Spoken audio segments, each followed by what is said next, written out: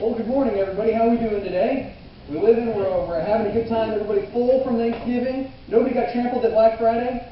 Everybody lived through that. So today we're going to be talking about Ecclesiastes chapter 4, and he's going to be talking about different things that people are better off doing or being or having or something. Now, I want to tell you, I think on Black Friday, you're better off staying home and eating leftovers. All right, that's just my thought. I don't want to go out there and face the mob. I'm good at home. I'm good eating a lot of food, again, for the second time around. So what Solomon is going to do today, we're going to jump right into it. Solomon in chapter 4, there's four big sections, and he's going to look at 4 different areas and say, you're better off in this area doing this. You're better off in this area doing this. You're better off in that area being like this. And so each one of these, he's going to talk about how to be better off. Now, if you are not a Christian, if you know somebody who's not a Christian, this is a great sermon because this is just general life rules. I mean, this can apply to anybody in any situation, no matter what, but we're also going to tie it in with Jesus and with God.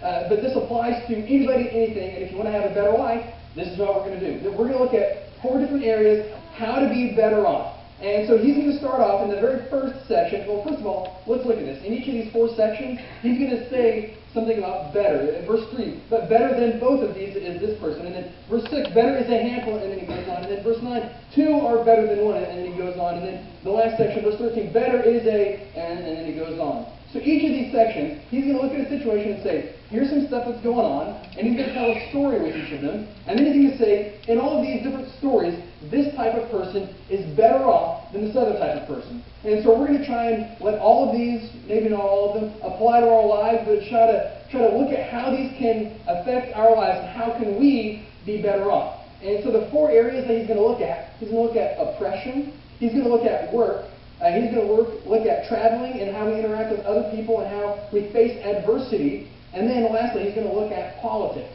And so here it is. Here's the very first one. Solomon says, you're better off dead. Happy, chipper, positive, optimistic Solomon for you guys. This is great. If you read Ecclesiastes 1 through 4 and the rest of the book, you're going to realize Solomon is a little bit depressing. Have you picked up on this for the 4 weeks we've done already? Solomon, he's got this pretty bleak outlook on life. And he's looking at this, and he's going to look at the realm, the world of oppression. He's going to look around, and remember, this is the king. He's the top dog. He's got everything. He's got all the power. If he wants to change something, he can do it. And what he's going to do, he's going to look into the, if you remember last week, this isn't up there, but chapter 3, he says this about, he says, moreover, I saw under the sun, that in the place of justice, even there was wickedness, and in the place of righteousness, even there was wickedness. He says, in the court systems, in the holy places, there are people in power abusing that power and taking advantage of other people. And this is the kind of oppression that he's going to observe. And here is what he says about that. Ecclesiastes 4, verse 1. Again I saw, and he's saying, I saw all the wickedness in all these places where there should be no wickedness. And again I saw all the oppressions that are done under the sun, and behold, the tears of the oppressed. And we're just going to look at this like section by section in this verse and just try to break this down. Just right off the bat, all of the oppressions that are done under the earth. This isn't just, I saw one instance of somebody being mean to somebody else. No, I saw this again and again. This is rampant throughout my kingdom, rampant throughout my people. People are jerks. That's just the way it is. See, he looks at life and he says, these people who are in power, we see this today. We see people in power, whether it be the political power or the religious hierarchy or whatever it is. We see people in power take advantage of their situation, take advantage of the power, and abuse people that are below them. They oppress people that are below them. And he looks at this and he says, I see it everywhere. It's not just this one isolated instance, but it's in every aspect of my kingdom, every aspect of life. People are being oppressed, people are mean, and people are using their power to be mean to other people. And I see all of the oppressions that are done under the sun. And then he says, the tears of the oppressed, and they had no one to comfort them. And he just cries out. This is a lament. He goes, people are oppressed, and they don't even have the small comfort of having a shoulder to cry on. Now, little kids, who do they go cry to when they're upset, right? They go cry to mom. We're going to go cry on mom's shoulder because she's comforting and she's consoling and she's empathetic. Dad, meaning he spanks us, okay? But mom, she's the one who's empathetic. She's the one we go to for care. And he says, these people are being oppressed, people are being mean, they're being taken advantage of, and they don't have a mom to go cry on the shoulder of, and it's sad. It is a bleak outlook for these people, and they have no hope. The only people that are in power are oppressing them, and they have no hope. They have no one to cry. They have no one to console them, no one to comfort them and say to them that there are better days out there, and it's rough for them. And then at the very end of this, he says there was no one to comfort them. He repeats it. And if there's something repeated in Scripture, pay attention. It's a big deal, and it is, for Solomon, this is a depressing event. He looks around and says, there's nobody there to help them, nobody to comfort them. And he says it again, there's no one there to comfort them, trying to emphasize, trying to show you how depraved the state that these people are in, how lost they are, how hopeless they are. There's no one to help them. There's nobody to wipe away the tears. And it's a very, honestly, it's a very pitiful scene. I mean, somebody being oppressed, and they're just huddled up in a ball, crying by themselves, trying to console themselves, wrapping their arms around it. And it's pretty depressing, pretty sad, and pitiful. And he says, in this pitiful state, you might be better off dead. And here's what he says about the oppressors. On the side of their oppressors, there was power. That they've got the ability to use it. They have the ability to help, but they're not. And instead of helping, they're doing the opposite. And they're oppressing more. And they're depriving them of what they need. And Solomon looks at this, and he's sad and he's depressed. And here's verse 2. Here's what he says. In the face of oppression, you might be better off dead. And I thought the dead, who were already dead, more fortunate than the living who are still alive. He says, look, I'm looking around, even though Solomon, he's not the recipient of the oppression, but he sees it around, and he feels compassion on them, and he feels empathy with them, and he goes, I pity the dead. I wish the dead, I wish I was dead. That's what Solomon says. He says, they have escaped this oppression. They've escaped the wickedness in this life. They have it better off because they don't have to deal with all this junk in life, and they are more favorable than the living. And that's a rough state of mind to be in. Now, we don't get this in Solomon, whenever in his case with Ecclesiastes, but there's a couple other guys who say the same thing pretty much. Job, you guys know the story of Job. He's this wealthy man. He's got everything going on, and Satan comes along and says, "Hey God, let me be mean to Job." And God says, "Okay, you can do that." And Job gets everything taken away, and his kids and his money and everything. He's got boiled. He's nasty. He's rough. And Job says, "I wish I were dead," and God rebukes him. And then later on, Jonah, I think it was Jonah, he gets upset and he goes, "Man, I wish I were dead." And God says, "Jonah, you're a dope. You don't feel like that." But here, we don't get that scene. I think it happens. I think God does not approve of this depressing, suicidal mindset. But Solomon, nonetheless, says, in the face of all of these oppressions, the people who are dead, who have escaped life's oppressions, are better off than those who are alive. And then here's the next part. Even better than the ones who are already dead are these people. But better than both is he who has not yet been and has not seen the evil deeds that are done under the sun. He says, listen, the dead man is better off than the living man because he's escaped life's oppressions. But the person who's never been born in the first place, they're the best of them all because they never have to deal with all this junk. They never have to go through it. Better is the person who's never been born. And they are better off because they don't have to see the oppression in this life. Now, I said that some of these can apply to us. I do not want this one to apply to you because there are better days out there for you, okay? This is just a simply worldview. This is under the sun, excluding God from the mindset. They look around and they see if you're facing oppression, if life is going tough, and it's a depraved state, and you have no hope under the sun, excluding God, then you're better off dead, or really better off never being born. And that's the first better off that he talks about. And then here's the second one. In the next section, he says, better off balance. Now, with the first one, he's looking at people being oppressed. But then in the next section, verses 4 through 8, he's going to look at the working man. He's going to look at people who go out and toil, go out and work, go out and make money, and go out and have a sustaining job. And he's going to look at them and say, you are better off in a balanced lifestyle than one extreme or the other. Now, he's going to give 3 bad examples and then 1 good example. And so here's the first example. And the first example is of a jealous man. Here's verse 4, Ecclesiastes 4:4. Then I saw that all toil and all skill and work come from a man's envy of his neighbor. This also is vanity and a striving after the wind. Now, we got nice things in life. We got pretty clothes on. Now, I'm going to tell you, the reason that you're wearing the fancy clothes you have on right now is not because you needed them. It's because you wanted them. And you said, my neighbor's got nice clothes. I want to look better than them. Okay? Whether or not you realize it or not, that's why. I mean, give you an example. We live in a capitalist society, America, and we have this company called Apple, right? They make cell phones and computers and fancy stuff. Now, imagine if Apple had nobody else, no competitors. They have a monopoly, there's nobody else around. I'm going to tell you the truth that Apple will stop innovating and making fancy things. They're going to slowly, somewhat in small progressions, make things better so that they can keep people coming back. But because there's nobody to compete with them, that's the only place. They're going to make money either way. And so the way to spend the least amount of money is to innovate less, but make everybody buy from you. But if there is somebody else competing with them, they're going to keep making bigger and better phones and nicer phones and more advanced junk, okay? Does that make sense to everybody? When there's competition, there's more incentive to be better. But Solomon doesn't look at this in a positive sense like that, where, oh, hey, we have competition so that we can strive to be better. He looks at this in a negative sense, and he uses this word envy. You're wanting what your neighbor has, so you get something better for yourself. He says you want something fancy, so you get something better than that. Now, that word jealousy or envy, anytime it's used in Scripture, well, sometimes it's used for positive sense. Sometimes it says, hey, look, this is a positive attribute, a positive feeling, emotion, mindset to have, but most of the time it's a negative attribute. Now, here's when it's positive.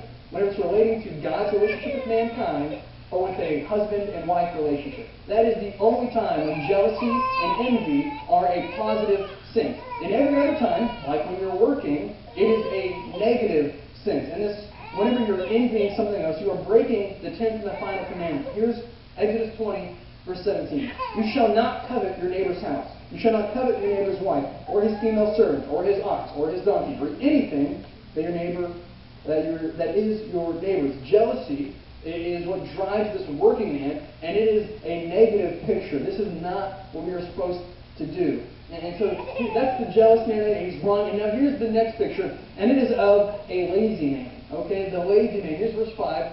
The fool folds his hands and eats his own flesh. Now instead of working, whether or not the motivation for work is right or wrong, this man just sits back and he plays video games all day, lives in his parents' basement, and drinks Mountain Dew all day, right? This is the guy who doesn't want to go work and he just folds his hands and I'm not putting my hand to the plow. I'm not working because I don't want to sweat. And he's a lazy man. And what it says is the lazy man is forced to eat his own flesh.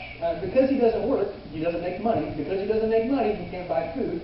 So what's he going to eat? Might as well eat his own flesh. Now, you guys ever heard of the Donner Party? Back in 1846, 1847, this group of 87 people are trying to travel to California. And they talk to this guy. He says, oh, you got to go this way, through this weird little route, and it's a little shortcut, it'll be great, you'll make it there. So like, okay, yeah, we'll do this. So they start going through this route, and this harsh winter comes down in Nevada, and I mean snowfall, and it's freezing temperatures, and they lose a bunch of their animals, they're struggling to get across, and they're stranded up in these mountains, and 87 of the people, I wrote this down, only 48 of them survived.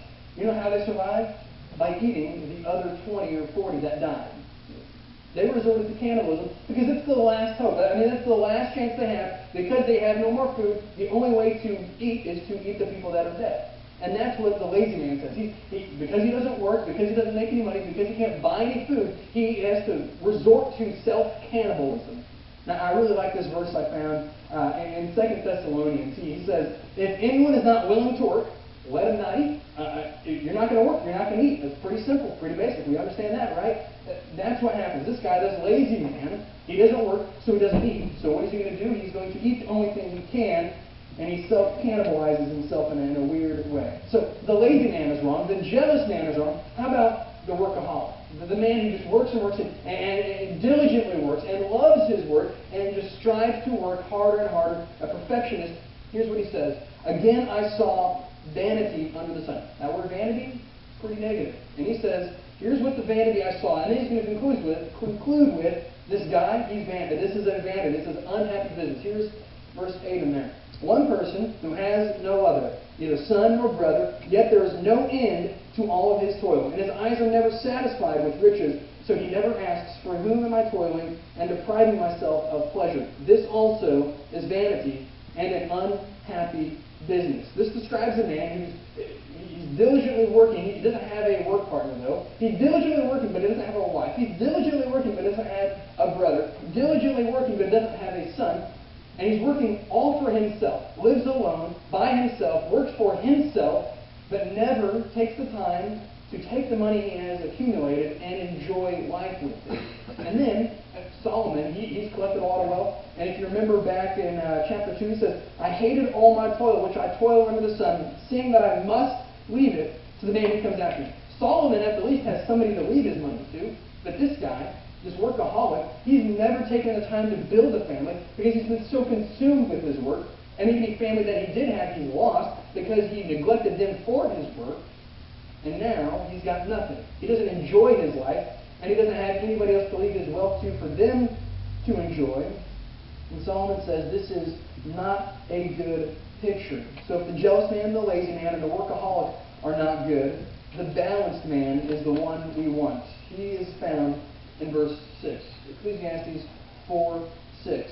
Better is a handful of quietness than 2 hands full of toil and striving after the wind. Now he says, look, this guy that we just looked at, verses 7 and 8, he's got 2 hands full of toil. He's working hard, both hands completely dedicated to work. But then the lazy man, he's got 2 hands folded in his lap, not working. Better is a man with 1 hand of quietness and 1 hand of toil, working, but also having a healthy balance of enjoying family, enjoying life. Better off is a balanced man. He works hard, but he also enjoys the fruit of his labor. And so Solomon says, in the face of work, when you're working, it's better off to be balanced. Not to work out of jealousy, not to work for the sake of working and not to not work, but to work and also enjoy the time you have off. You're better off dead in the face of oppression, and you're better off balanced when you're working. And here's the third one. We are better off together. Now, can I tell you, I was really tempted to make the entire sermon based on this section and support the rest of the passage around that, but I didn't because it doesn't matter why, but I did it this way. But just to know that this part is probably the part that can apply to us the most. Okay? This is the section in this passage that can apply to us the most and the easiest. And he's going to say, you're better off together. You're not supposed to be an independent person. You hear me? You are not meant to be an independent person. Now, we in America, we love independence. We celebrate independence every year for 200 years now. I mean, we love it. But he says, in Christ, in God's kingdom, you're not supposed to be solo. You're not supposed to be independent. You're better off together. Now, if you remember that story that we just saw with the workaholic man who doesn't have any family, he bounces from that and he stems off into saying it's better to have more people. Here's verse 9 first. 2 are better than 1 because they have good reward for their toil. So remember the guy who was just working. He worked really, really hard, but he didn't get as much done as he could have done if he had 2 people, right? The 2 people doing the same task, get the task done faster, quicker, and then make more money off of it because the guy's happy that it got done faster, right? Everybody nod with me and we all understand? Thank you, appreciate it. Can I tell you, a few summers ago, my buddy Dylan Farmer and I, we worked for Mac Oil over in Grayville painting oil tanks. And we made good money during the summer. Can I tell you, this might have been a little bit of laziness, but we would wake up around 8, get to, where we're going to go by 9, and we would work until about noon, 1 or 2 o'clock at the latest.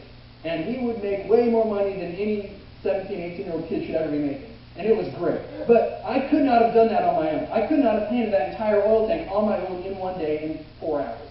But because I had my buddy Dylan painting different, we worked at it together, and we had better reward for our toil because of that. We were better off doing this together. Now the next couple verses 10, 11, and 12, he's going to look at why people are better off together. He's going to look at different situations, and the view here is 2 people traveling along the road, going from one place to another. And before roads, before cars, these guys are walking everywhere, and it's a dry desert, Palestine, and it's not an easy walk, but they got to walk. And that's the mindset he has. So here's what he says, verse 10, for if they fall, one will lift him up, lift up his fellow. But woe to him who is alone when he falls and has not another to lift him up. He says, look, if you're walking down the road and one of you trips over a rock and stumbles down a ravine, bumps his head on a rock down in the ravine, goes unconscious, if you don't have anybody else, you're stuck dead down there, man. I mean, there's no hope for you. You're going to fall down, hurt yourself, not be able to get back up, and die of exposure or die of an animal coming around and eating. It's nasty. Better are two people, because if one of them falls into a pit of despair, into a place where he's almost certainly going to die, better to have somebody else come pick you up. It's hard to pick yourself up when you're unconscious and half dead in a ravine. Woe is he. And that word has a lot of weight behind it. It is absolutely no hope. I mean, just a depressing scene, just completely great sorrow, great distress, no hope. There's no chance of him getting back out. It says, woe to him, certain death to this man, because he's not with a fellow to help him get back up. And now here's the next scene. And instead of somebody falling, he uses this verse, verse 11. Again, if two lie together, they keep warm, but how can one keep warm alone? Now, this is not a sexual reference. This is a survival reference. I mean, Palestine, it is a desert. And we think desert, and we think hot. We think Death Valley, right? 120 degrees, no humidity, painful. But the flip side of that is when the sun goes down, because there's no moisture, there's no humidity in the air, it gets cold. It gets really cold. I mean, down to freezing sometimes. And if one person has traveled along the road, and night falls, sun goes down, they're cold. How are they going to survive unless they have somebody else to cuddle up with and be warm? Now, I took a fishing trip in Canada a few years ago. Great trip, loved it. We went with two of my friends, and we stayed in a cabin that had no heat, no electricity, no nothing. It's just walls and a roof, okay? And we brought nice sleeping bags, but we made a pact beforehand. If it gets too cold, we will cuddle and never speak of it again, okay? We got to stay together. We got to stay alive, but nobody will know outside of the cabin. That's what he's talking about. The only way to survive in this cold desert is to have another body to help keep you warm. And that's way better to have than an extra 12 blankets that aren't going to work that well. It's better to be together, because if you get cold, somebody else will be there to warm you up. Now here's the last example. Verse 12. And though a man might prevail against one who is alone, two will withstand him. A threefold cord is not quickly broken. He says, look, if somebody's going to come along, if you're traveling on the road from Damascus to Jerusalem or wherever you're going, and you're traveling, you're walking along, and then these robbers, they come along, and they put a sword to your throat, and they're going to try and kill you, they're going to try and take your money. It's better to have somebody else there with a shotgun to shoot him, right? And then it's better to have multiple people there to fend off an attack. It's better to have more people around. A robber is less likely to attack a group than they are an individual person. This is all just practical, easy to understand life lessons on why it is better to be together. And go read the New Testament, look at the one another situation, one another passages, talking about why you need to have community, why you need to be together, why you're better off together than you are better off alone. And then he adds this last thing. Two are pretty good, but then three is even better. You're fishing line, you're tying it up, braiding it, doing the whole thing, you got a rope, you braid the knot, you braid the folded paper. The more the merrier, right? It's better to have more people together withstanding one thing than to be separate, to be alone, and to be easily picked off. So, in the face of oppression, you might be better off dead. In the workroom, and while you're working, you are better off balanced between quietness and work. And in the face of opposition, people coming and trying to attack and falling down, and just life in general, you are better off together. And here's the last thing. In the political realm, you are better off wise. Now, this is all of Solomon, right? Okay, read the Proverbs. I mean, it's better to be wise than it is to be a fool. I mean, it's just more convenient for human beings and in life to be wise than foolish. It's just better that way. But this time, he's going to tell a story to illustrate why being wise is better than being a fool. Because it's good to hear, hey, be wise, don't be a fool, right? And it's better to hear the wise that keeps quiet, but the fool just talks and talks and talks. What he's going to do here is give an example of how wisdom is superior to folly, to being foolish. Here it is, verse 13. Better was a poor and wise youth than an old and foolish king who no longer knew how to take advice. So, right off the bat, the Jewish culture here, they would see young, poor, and go, that's too bad. I mean, that is there's not much to that. Because as you grow old and as you grow in money, then naturally comes wisdom. But it's flipped around on its head this time. You have this young, possibly immature kid, poor, no money, but he is wise. And then you have this old king who's got a lot of experience, a lot of knowledge, a lot of money, and yet he is foolish. He does not listen to his advisors anymore. They try and tell him advice, and he says, no, I don't want to hear that. I only want to hear the people that say, hey, look, you're doing a great job.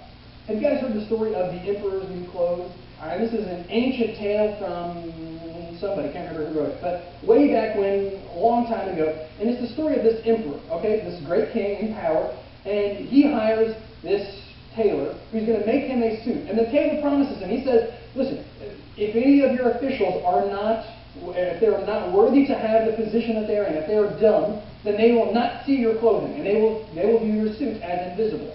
And so the king, he orders this suit made, and he wears this suit, and he walks around, and all of his officials, all of the people are like, oh, hey, good suit, king, it looks great, even though he's not wearing anything. And then a little kid finally goes, why isn't he wearing any clothes?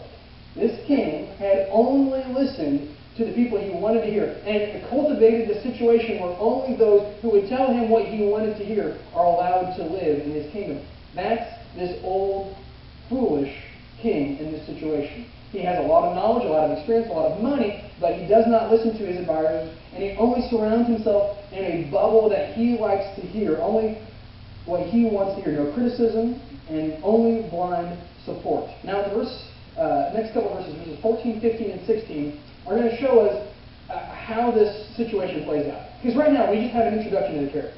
Right now, we just see this old foolish king and this young, poor, wise man. And we're going to see how life plays out in this political system. Here it is, verse 14, 15, and the first part of verse 16. For he went from prison to the throne. This is talking about the young poor man. He's in prison, he's got no money, he has no rights, and he goes from prison to the throne, to kingship, even though in his own kingdom he had been born poor. This man is born poor and then put into prison. We don't know why. I don't know why. He's got no rights, no hope, no help. And then he goes from literally rags to riches to being a king. And I saw all the living who move about under the sun, along with that youth who was to stand in the king's place. And there was no end of all the people, all of whom he led. He says, listen, this old, rich king, even though he's foolish, he dies, and his throne is taken away by this young, wise, poor man. And he takes his place. And this new king, this young, wise man, his fame is spread across, and it says, all of whom he led, there was no end to them. He is a great king. Everything is going right, and it is wonderful. And all of this is due to the fact that this young man is wise. His wisdom played out in the fact, and if you didn't make the connection already, this is incredibly similar to Joseph's story. It's not exactly, but it's very similar. Mimics some of the same beats. Prison to high in power, right? That's the main beats of Joseph's story. And this guy, he's wise, and because of that, he goes from rags to riches, goes from being poor to being king. And if you want more illustrations of why being wise is better than being a fool, read Proverbs. A really neat thing you can do. Proverbs, there's 31 Proverbs, and there's 31 days in most months, so just read a Proverb a day. That's free right there. That's not in here. Okay, so in this passage, Solomon is looking at how to be better off in this life. And remember, this is solely under the sun. This can apply to all human beings, regardless of your religious affiliation. Regardless, if you do affiliate yourself with a religion. He says you're better off in the face of oppression, dead. In the face of work, when you're working, you're better off balanced. And when you're interacting with other people and interacting with oppositions, you're better off together. And in life in general, you're better off wise. Now, I'm going to finish this story with the poor youth. You guys can come up and play as I finish the story. This poor youth, it doesn't end right there. Okay? This poor young man, he rises to power in the kingdom. Okay? He takes over the foolish old king. And then, this is what happens to him. And yet those who come later will not rejoice in him. He's forgotten, just like everybody else. He gets left behind, just like everybody else. And this is repeated from Ecclesiastes 1:11. He says, there is no remembrance of former things, nor will there be any remembrance of later things yet to be among those who come after. This young king, who is wise and is good, rises to power. Everything is going great for him, and yet he dies and nobody remembers him after that. And here's what Solomon's conclusion is.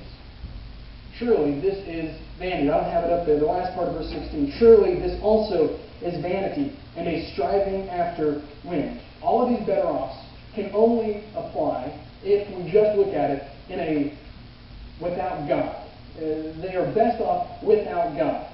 However, better than all of these, better than dead, better than wise, better than together, better than bound, is those who have Jesus Christ. Those who have hope